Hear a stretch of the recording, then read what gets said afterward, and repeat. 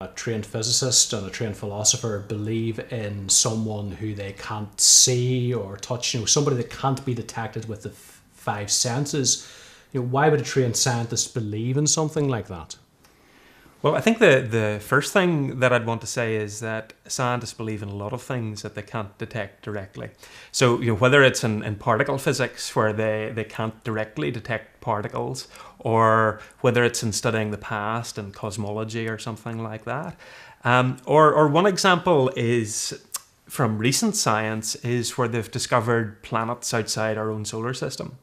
And in most cases, they can't observe these directly. What they're looking at is the parent star, and they see the effect that the planet has on the star. And that's why they believe in the planet, even though they can't see it. So I think there are plenty of reasons why scientists can believe in things they can't detect directly. And the basic reason for this is because the planet or the particle or whatever it is that they believe in explains what they can see.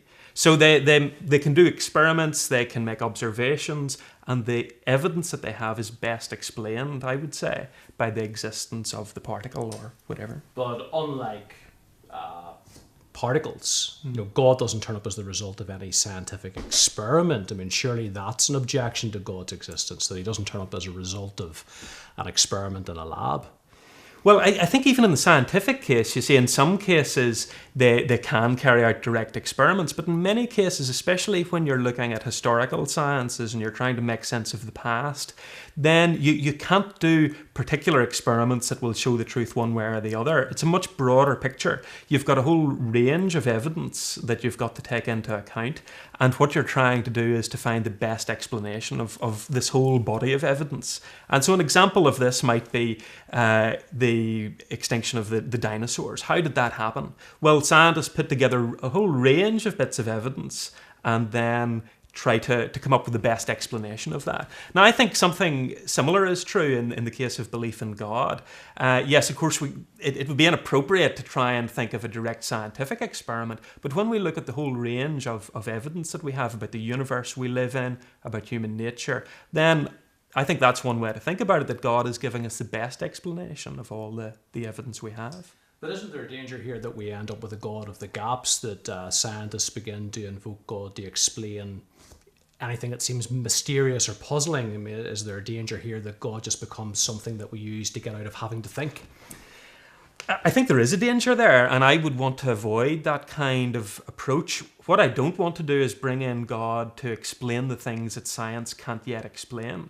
What I want to do is rather to take a broader view and say, well, there are a lot of things we do know about the universe, and indeed things that science tells us about the universe that provide strong reasons for belief in God.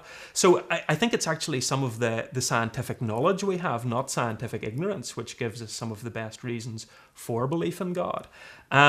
So I think that's right, though. I don't want to say, well, just because we can't explain something scientifically, we bring in God. Yeah.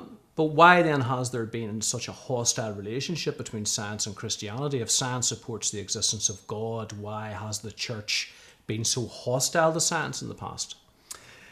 Well, I think the idea that there's been a sort of ongoing conflict between science on the one hand and the church on the other is a misconception that a lot of people have, and it often appears in the media that there's this ongoing rivalry, and it's somehow inevitable. It's just by the very nature of religion and the very nature of science that they must always be in conflict. But I don't think that's right historically at all. In fact, I think one of the best reasons actually for belief in God starts with science itself.